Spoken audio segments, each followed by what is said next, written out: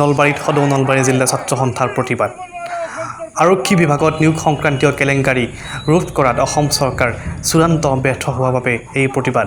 উচ্চ পৰ্যায়ৰ তদন্ত বিচাৰি দোষীক দৃষ্টান্তমূলক শাস্তি বিহাৰ দাবীত মুখ্যমন্ত্ৰী সৰ্বানন্দ সোণোৱালৰ প্ৰতিমূৰ্তি দাহ কৰে প্ৰতিবাদকাৰীসকলে। নলবাৰী চহৰৰ মাজেৰে ৰেলী কৰি অসম চৰকাৰ হাই হাই, মুখ্যমন্ত্ৰী হাই হাই ধ্বনিৰে নলবাৰী চহৰ কঁপাই তোলে।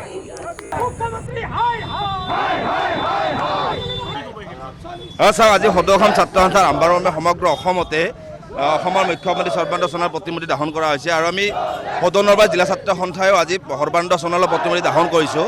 আৰু আপোনালোক সকলোৱে জ্ঞাত যে অসমৰ বিভিন্ন আপোনাৰ যিসমূহ আমাৰ বিভাগ আছে, বিভাগসমূহত নিযুক্তিৰ ক্ষেত্ৰত বিভিন্ন কেলেংকাৰী হয় আৰু শেহতীয়াভাৱে অসম পুলিচৰ ছাব ইন্সপেক্টৰ পদৰ বাবে লিখিত পৰীক্ষা যি 597টা পোষ্টৰ কাৰণে লিখিত পৰীক্ষা হৈছিল আৰু তাতো এটা বৃহৎ কেলেংকাৰী য'ত প্ৰশ্নকাকত ফাদিল হ'ল।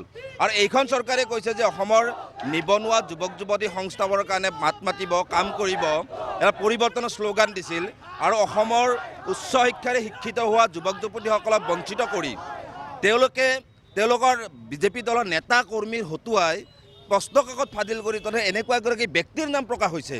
প্ৰকাশ হোৱাৰ পিছতো কিন্তু অসম চৰকাৰে এতিয়ালৈকে কোনো ধৰণৰ ব্যৱস্থা ল'ব পৰা নাই আৰু অসমৰ প্ৰতিগৰাকী যুৱক যুৱতী আশাৰে বাট চাইছিল যে অসম পুলিচৰ এই নিযুক্তিত তেওঁলোকে চাকৰি সংস্থাপিত হ'ব, কিন্তু তাৰ বিপৰীতে তেওঁলোকে প্ৰশ্নকাকত ফাদিল কৰিলে। আৰু আজি পৰ্যন্ত গৃহ বিভাগৰ এনেকুৱা এটা আমি দেখা নাপালোঁ যে কোনো দোষীক গ্ৰেপ্তাৰ কৰিব পাৰিছে, গ্ৰেপ্তাৰ কৰা নাই। প্ৰতিটো বিভাগতে এনেকুৱা এটা ঘটনা।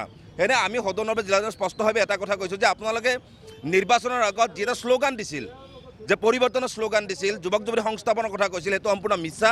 আপোনাৰ ফটা ঢোলতা বজালে আমি সকীয়াই দিছোঁ যে অসমৰ প্ৰতিগৰাকী যুৱ প্ৰজন্মৰ জীৱনক লৈ যাতে অসম চৰকাৰে হেতালি নেখেলে, তাৰ বাবে অসমৰ মুখ্যমন্ত্ৰী সেই সময়ৰ যিগৰাকী জাতীয় এতিয়া ভণ্ড মুখ্যমন্ত্ৰী সেইগৰাকী আমি সকীয়াই দিছোঁ।